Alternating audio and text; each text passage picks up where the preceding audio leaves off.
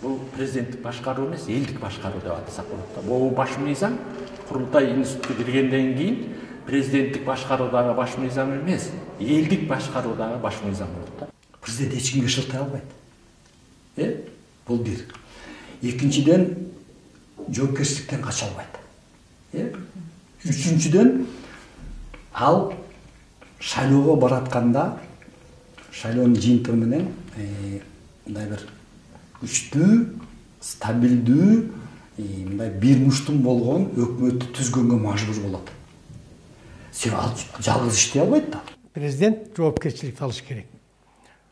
Укукту да алыш керек. Милдетти да алыш керек, анан жоопкерчиликти алыш керек. Ошондо бизде башкаруу мындай бир ыкка көнүп башкарылабыз. Парламентте эле өзүнүн саясий эркин аткарбайт, дайыма президенттин оозун карап турчу да, ошол кандай чечсе, ошондой чечим чыгат деп.